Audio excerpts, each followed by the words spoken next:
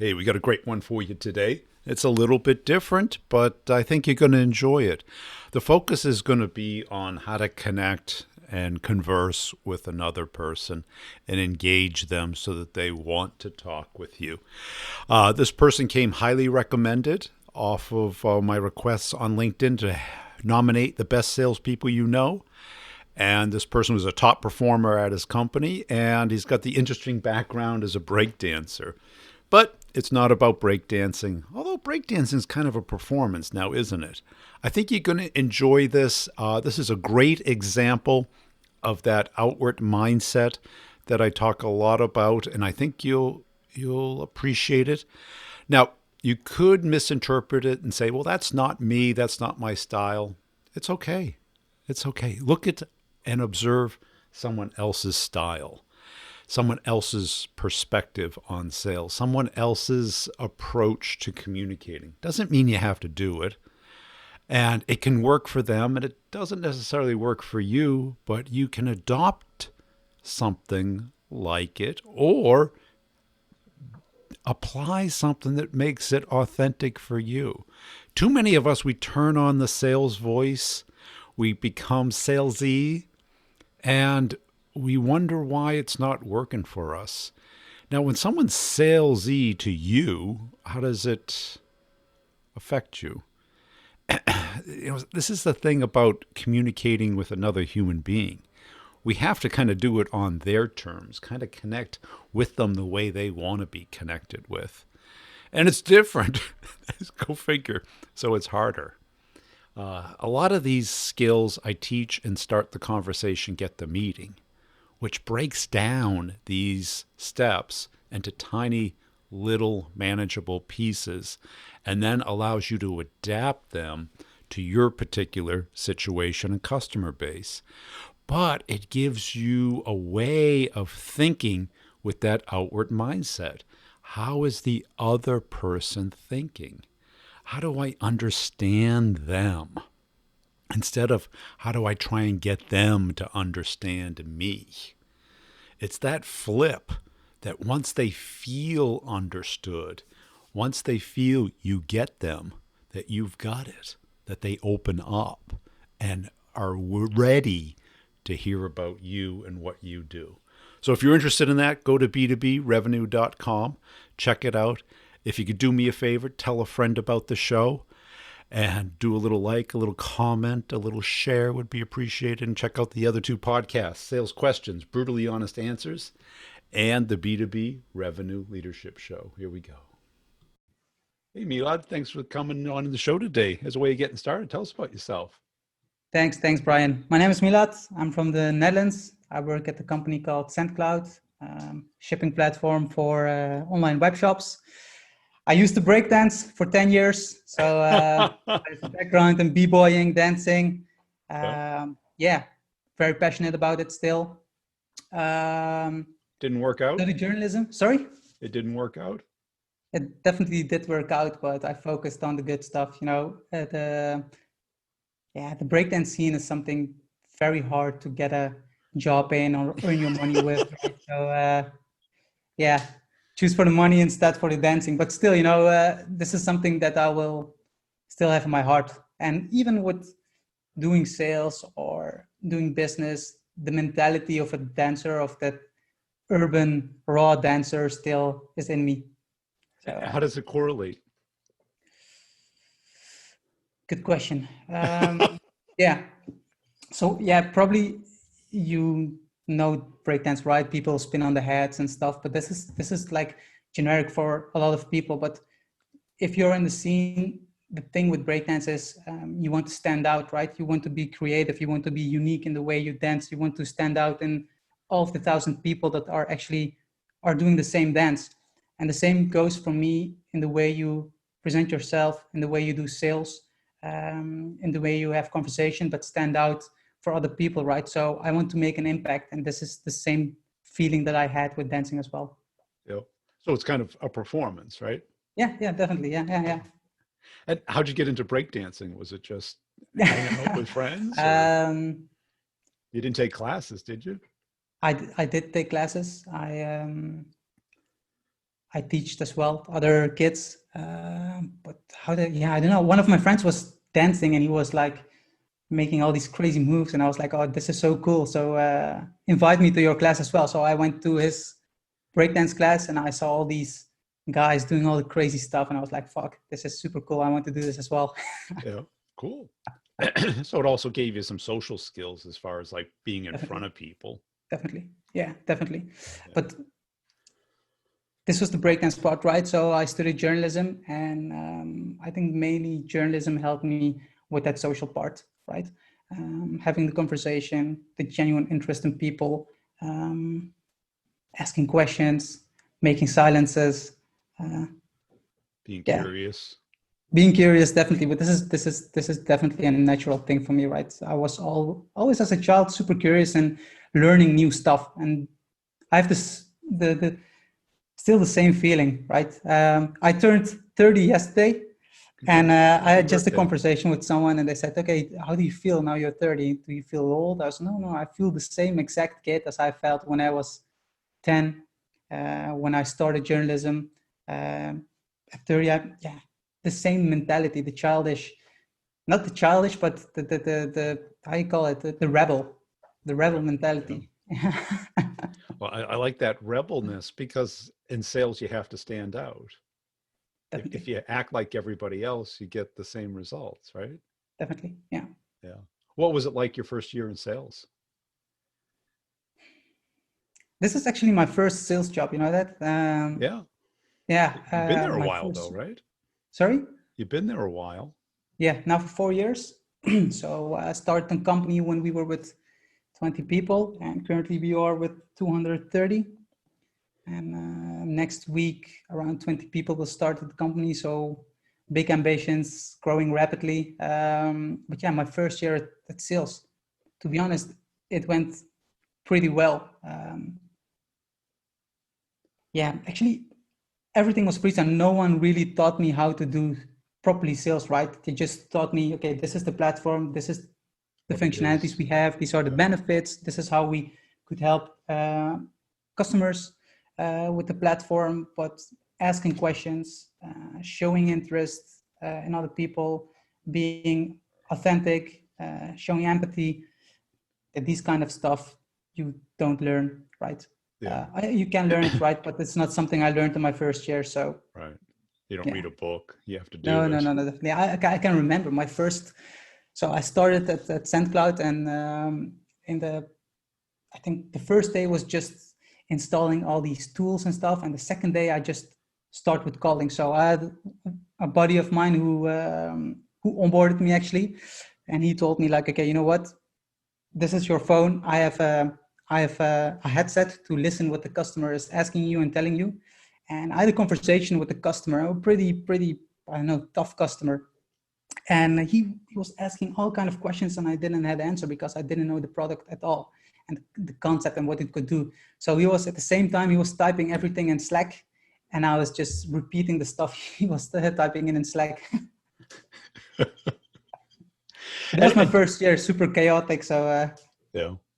Well, tell me what's the sale like? Is it outbound or is it inbound leads? Who do you sell both to? actually. So inbound and outbound both. So we have a luxurious position that we have a lot of inbound sales.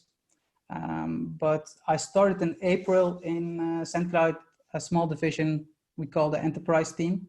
So one of my colleagues and me and one of my other colleagues, we are with the three of us. We are setting up actually the whole enterprise team. So we are mainly focusing now on the upper market of the e-commerce. So we do again a lot of outbound calls because this is not a segment that's automatically coming to us or fine nurturing of marketing and stuff. So yeah, this is like creating a new business in an already existing business. And who do you reach out to? What's the persona? It depends. We have a lot of conversations actually with the C-level. In e-commerce, it's yeah, the C-level is always involved in the whole process of the online store. C-level, or it is like e-commerce directors or e-commerce logistics managers. Um, IT directors. So yeah, people who are actually involved on the whole process of the e-commerce sector in their business. And are you replacing what they're doing now, right? Or how they're doing it now? Yeah, so we are replacing or improving, upgrading their current systems. So or we are just an add-on on their current process. So SendCloud offers, to give you a quick pitch, SendCloud offers a shipping tool for online stores, and we help them with optimizing their shipping process. So we help them actually with extra carriers, checkout functionalities, track and trace emails, returns, and all that stuff. So the CEO cares but doesn't really get involved in it, right? It's more on The CEO or the CTO? yeah. The CTO does really get involved in it, and I think he definitely cares because the system actually replaces a lot of headache when it comes to direct integrations with specific carriers and stuff. So the CTO definitely cares, and one of the, I think in the top 3 conversations that we have, the first one is most of the cases with the e-commerce manager, but the second and third conversation is always with someone from the IT department. Yeah. And so you were the number 1 closer there last year? Yeah. Are you proud of that? I'm definitely proud of that, but I'm never done. Yeah, this keeps going, right? It's exciting. I'm proud to be a number 1 closer. But if I fail, right, I never have the feeling that I fail. I learn or I win. And in both cases, I win for my feelings. So. Yeah. And why did you decide to take the enterprise role? Were you looking for either a bigger challenge or? Yeah, definitely. Because, the thing is, Brian, how can I say it? I was looking for something challenging, of course, but there is a lot of potential in SendCloud, and I already saw it. And this was something I saw already last year, and I was, trying to close all these big deals that were not mainly our focus. So one of the founders told me as well, "Hey, Milot, don't focus on these big deals. We can't close them. They are not fitting our business." I was like, "Yes, of course they do. Let me try it, right, at least." So they were not really agreeing, but I managed to close a few big customers. And that was last year, and this year in April, I told them, like, we should really focus on this enterprise segment, because I definitely think going up market is something we as SendCloud can manage to do. And this is what we're doing right now. So yeah, I have all the freedom to work with. I have even the CEO in my team, so he's doing some cold calls or cold emails, doing the first conversations with customers. So that's really cool. Yeah.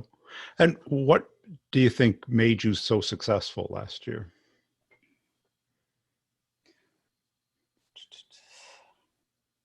Dynamic of people, definitely. I think if my environment was not as it is right now, I probably wouldn't be like that enthusiastic to perform. This is one thing. I want to inspire my colleagues. I want to be a good example. This is definitely something that drives for me, but one key takeaway I always give to my colleagues when it comes to being a top performer, if I may say it like that, is try to get knowledge as much as possible, right? I don't only focus on the platform. I don't only focus on the screen that I have. I try to be involved in everything that happens in the market, but I really try to be genuinely interested in other people. So if I talk with customers or C-level people, I don't just do it for the main reason to close them or something. This is not my top priority for when I have the conversation with them. My main priority actually is, this may be someone useful for yourself in the longer term, right? Not maybe just per se on closing the deal, but this could be a potential partner of yours. This could be like a potential interesting person that could even like help your business to grow, right? So this is something I do. I invest time in people, not by per se bonding with them, but learn from them and teach them stuff as well. So knowledge sharing is, for me, super important. Learn stuff, teach stuff, and make people around you better as well. And you feel that's different than bonding, or it's just a different way to bond? Yeah, bonding. Yeah, of course. You can bond with people by just talking chit About chat the about weather. random stuff, right? Yeah. I do that as well, not per se that much, but yeah, it's maybe, yeah, of course it's different. I think it's on another moment. Some people don't appreciate, right, to have these kind of conversations a lot. So timing is important as well. But this is definitely something that helped me. Yeah, because a lot of people are very direct, and there's a lot of people who don't think likability or being liked Yeah, matters. yeah, yeah, true. And especially Dutch people, man. Dutch people are super direct. Are they? Yeah, yeah, yeah, yeah, yeah. But Business or no business, right? well, yeah, they are until you talk about what they care about, Definitely. Yeah, right? And then yeah, they're of not course, all business. of They're all course. about their business, Yeah, yeah. not your business, right? So if you No, talk about their business, and I think that's what a lot of reps don't get, because if you talk about your business, boring. mhm. I don't need it. No, Or of course. yeah, So that's it, right? And you're right. There is a layer that you need to penetrate, yeah, and this is the fun part as well. So some of my customers that I talk to are really, super quiet, or they just give a short answer on the yeah, question that you yes, ask, no. right? But I see it as a puzzle for myself, as a challenge actually to penetrate that first layer, to have like, I see that part more as a challenge than per se closing the deal. Yeah. Trying to be in the comfort zone of that customer actually, and but that he lets me in, and to have like a proper conversation with someone and understanding actually their business. So if I do sales, I never try to do sales. I hate actually doing it, right? I hate to sell stuff to people. You understand what I mean with that? Well, what I heard was like the Yeah. things like presenting, demoing, Mm-hmm. talking about what it is, how it works, why they need it, as Mm-hmm. opposed to talking about their business, what's working, what's not working, what could be better. Yeah. Did Yeah. I get it? Yeah. Yeah. Definitely. Yeah. Definitely. Because right, and I think every reps are trained on the what it is, how's it work, how it impacts you. But then you're putting into a transaction. We need it, we don't need it, or Yeah. we don't need it now. Yeah. Yeah. Of Because course. And if even if they don't need it right now, right? Don't force it. Don't focus. Make impact. Right. I had a lot of customers, especially these big customers. Right. We talked to, or at least I talked to 2 years back, and we are not ready. We are as a company, we're not ready to onboard that customer. But these customers are coming back to you 2 years later, especially asking for you, hey, is Milad here? Or can I reach out to him? Can I talk to him? Um, because they remember you, not per se that you made a good deal with them, but the person made impact. Um, yeah, maybe see it as secondhand selling, right? One of my colleagues told me this. So this is secondhand selling. You made impact on someone's thought of the company, the conversation that you had with them, and now they are coming back because they remembered that. I believe in that, right? well, Not the not a most single phone. Sorry. the most core thing that everybody wants is to be understood, because nobody cares. Everybody else wants to be understood too. So Mm-hmm. it's this Yeah, of course. stalemate. Great salespeople seek to understand the person, and that's why they want to talk to you, because Yeah, you understand them, yeah, yeah, yeah. I understand. Yeah, I understand. as opposed to the most about the product. Yeah, yeah. Of course. 4 years. Our company exists now for almost 8 years, or 8 years, I think. Yeah. So yeah, of course, I know the product, but I don't think, I really don't think that's the main reason why things are going well. Right. Of course, it helps. It helps Yeah, to, because there's probably other people in the office that have equal understanding of the product. yeah, And other people at the offices are amazing, man. They're really good. Seriously, it's not like that I'm really the best salesperson and always overscoring and overachieving. But people at our office are, they inspire me a lot. I try to learn from everyone I talk with, right? Even the junior that just started, or people have like qualities that are really interesting if you take the moment to listen to them, right? And this is something I see often. And actually, I see it a lot. People don't take the time to listen to each other.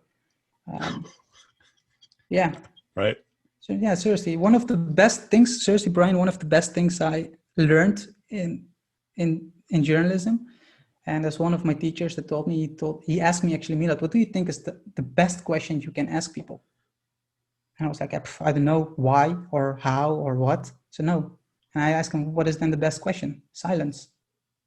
Silence is the best question to ask people, right? People feel uncomfortable. People want to actually, even if they tell you something, you give them a moment of silence, they will tell you actually the deeper layer of their thoughts. And this is something actually I never forgot, right? I talked to a lot of people, not only business related, and all these interviews and stuff I did. Silence was really the best question to ask. You're right. It creates an awkwardness, and then a Yeah, feeling comes up yeah, yeah. because you don't want to get them at the thought level. You want to get them at the feeling level Yes, because that's really what they're basing the thought on. yeah, The thought is a rationalization of the feeling, you know, true.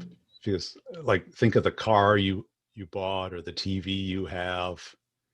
It's about a feeling. It's about feeling, right? But Yeah. It wasn't so people, much about a thought. it is, and people make decisions by, of course, feeling. Um, Feeling could be a chance for you to close the deal, right? But you want to close the deal actually on the rational part of your Yes. conversation, right? But if I have the chance and I understand and I see that someone shows the feeling in the conversation, right? Uh, that's great, but always try to be rational in the end as well. And this is I think the art of selling as well, to understand all these emotions and timing to change the emotions. I think this makes you a great salesperson. I'm by far not even on that level, right? But I get the concept, and it's it really excites me to be actually on that level and to learn that way better than I do right now. Right. Because when the phone rings on their desk or in their hand and they see it's you, they either want to talk with you or have to. Right? If they want to, they take the call. Yeah, If they have to, they take the call. But if yeah, they yeah, don't yeah, have to and don't want to, yeah, it goes to voicemail. yeah, definitely right. Yeah, yeah, of course. But everybody thinks like just because I'm calling, they have to talk to me or they want to talk to me. Well, what are they getting out of it? If they would pick up the phone, But you want them to want to talk with you. yeah, definitely. Yeah, of Yeah. course, of course. And it's not always like, sometimes it's just like like for instance, for today, just a customer, right? I didn't talk to, not even customer, prospect. I was just genuinely wondering how he was doing. What he was migrating to us from one system to another system, right? Um, and he even told me, right, so we are going probably to work next year with you. And I was just thinking of him because I saw something, I don't know why, on LinkedIn, or so I just called him, asked him for an update. The whole conversation was 2 minutes, but he really respected the fact that I called him. He thanked me for that, right? Just Yeah. asking, and I offered him my help if he needed my help. So just, these random things to, again, to let people remember you. Right. Because even when you call a friend, Mhm. sometimes it's to update and make arrangements, but Yeah, sometimes it's just to communicate yeah, yeah, yeah, definitely, yeah. That's because cool. it feels good to express emotions, anger, disappointment, Yeah, excitement. yeah, And it's good for someone to hear that, because that's the bonding part, Yeah. you know. Yeah. I completely understand. But how do you do it yourself then, actually? So you had 25 experience in sales, right? How did you actually took care of this part? Well, you know, my background a little bit different. I was an engineer, Mm. so I wasn't a talker. But what I did was I said, why don't I come up with great questions so I don't have to talk? And I turn it into a game. It's like, how long can I go without telling them anything about me? Why? Because they would tell me about them. And what ended up happening is a lot like what you did. They would talk for a half hour or an hour meeting would go on for 2 hours, then go to lunch. And then they would tell me, well, you're really interesting. I go, I didn't say a word. Worthy. I just asked you about you. Like, you went to that school. Why'd you go to that school? Yeah. Did it work out the way you expected? Why'd you come here? Yeah. You know, are you happy in your current role, or do you feel, you know, unfulfilled? You know, where do you see your career going? Because what I learned was everybody wants to talk about their career Yeah, of course. Yeah. because they're working. Yeah. And, you know, how many people are, you know, ecstatic exactly where they are? They all have aspirations, things they like, things they don't like. And, and see, because I couldn't talk about sports, you know, you don't want to talk about politics. The weather you can only talk about for 5 minutes. But you can talk about their career forever. Yeah. I think the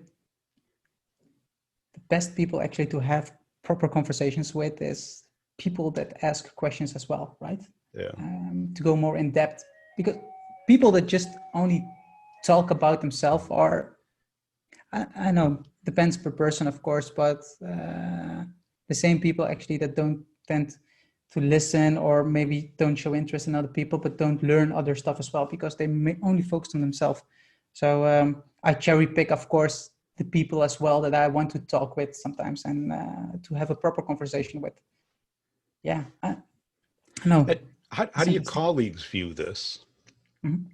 Do they How do envy you? it, or do they see it as a waste of time? Or No, I don't think they see it as a waste of time. To be honest, I don't know. And actually, I don't care. No, yeah. This seriously, Brian, I don't know how to explain it, but this is the main part why it excites me so much. You know, this whole thing of doing sales is the chance to talk with people, to learn from people, right? Um, I see it as a waste if I don't learn anything from it, right? Then I see it as a waste. And I see it as a waste of time. But inspiration is free in this part, right? Having a conversation with someone is free. Of course, you're maybe wasting your time, but it totally depends on how your mindset is in this.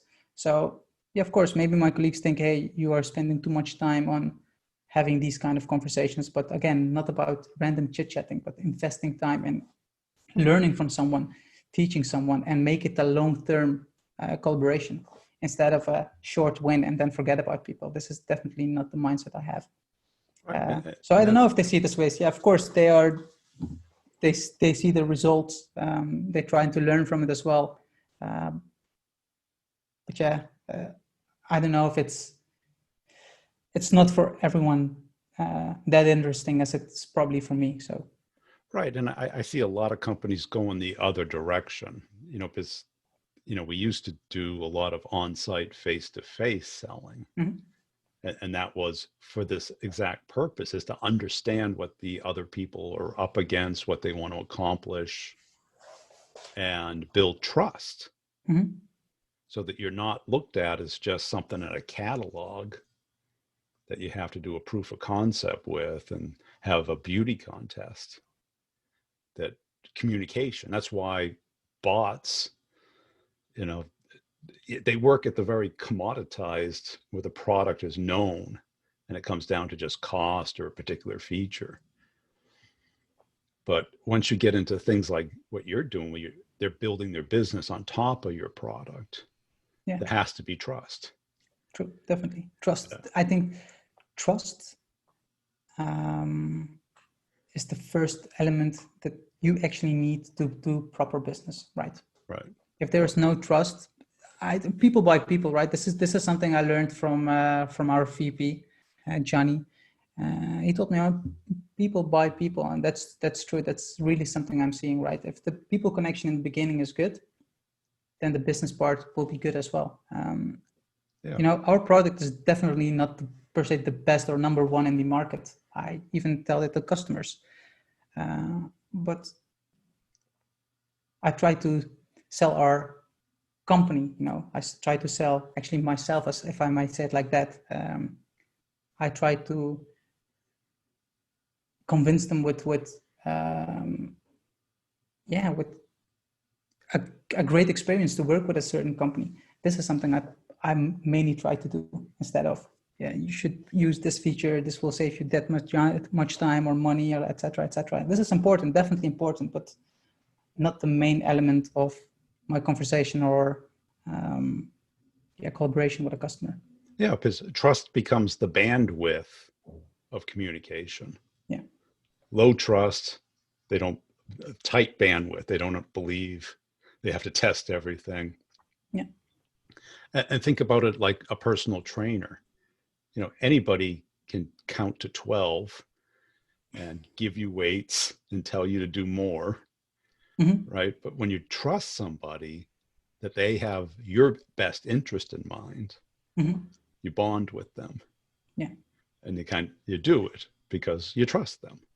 Of course. And they let you discover, like, yeah, areas that you didn't think of, right? They help you to get outside of that box. Yeah. So So trust definitely important. where do we see the breakdancing? Is it on YouTube or is it? The breakdancing, proof, I don't know. I don't know if it's still on YouTube. I don't know, man, to be honest. Yeah. I'll have to work it into the video. Hey, I appreciate your time today. Where can people Thanks. go to connect with you? They can go to LinkedIn. They can search for Milad Kasigar, hard name, but maybe you can write it down in your YouTube video. And definitely visit our site, sandcloud.com. Check us on LinkedIn, and yeah, shout out to SandCloud as well. So thanks, Brian, for this opportunity. I really appreciate it. I think it's a great case because we're all told to be authentic. And sometimes our authentic self doesn't resonate with our marketplace, but sometimes it does.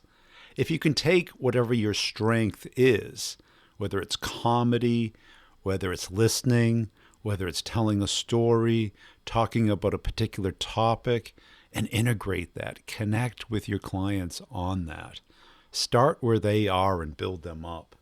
I know what you're giving at your company, the pitch, the value proposition, the elevator pitch, whatever it is. It's appropriate at the right time, which is usually when they're inbound, when they come to you.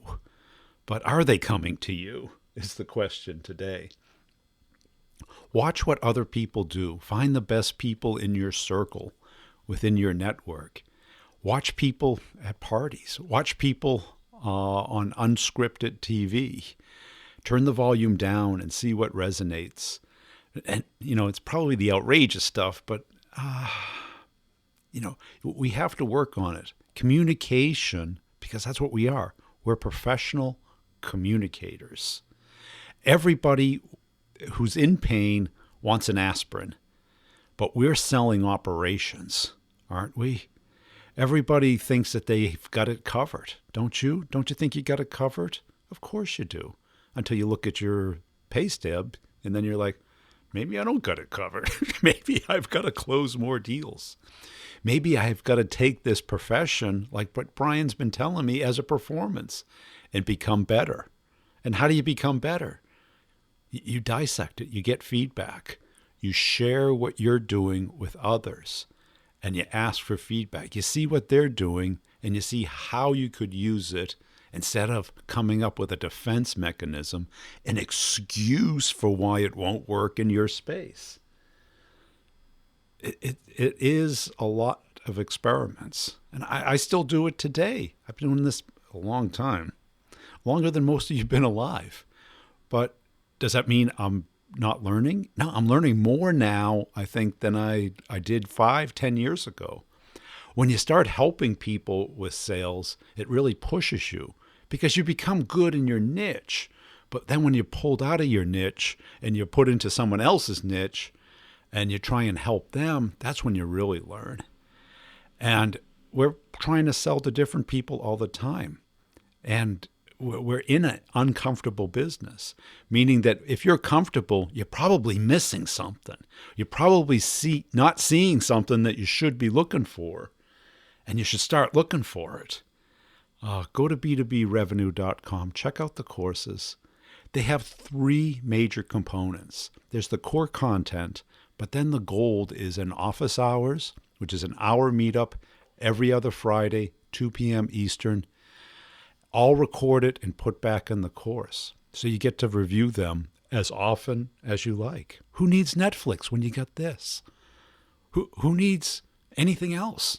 Games? I've got start the conversation, get the meeting.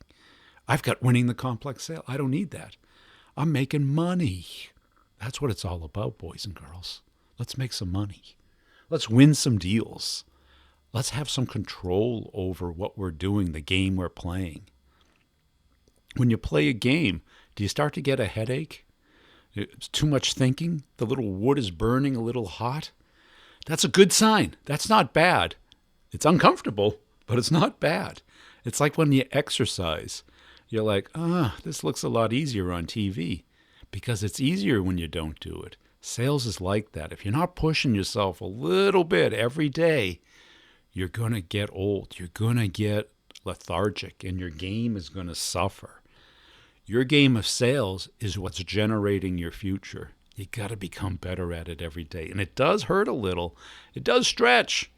It does a little bit of resistance. But guess what? Company's not going to do it for you. Manager's not going to do it for you. You've got to do it for you. It's that type of profession. And if you don't think it is, look around. Look what's going on. You don't want to be part of that. You want to be part of the success of it. And that becomes becoming better at what you're doing. Are you watching the videos on YouTube? This one's, you should check it out on YouTube. This guy did a great job. I really enjoyed this conversation because somebody is really applying what they're great at to their job. And it matched. Maybe it wasn't that much effort for him to do it, but are you doing it? Can you have a great, deep conversation with somebody? You can practice. You can draw it out. You can come up with great questions. That's what I'm here to do for you. Check out the YouTube channel. Just do Brian Burns Sales on YouTube.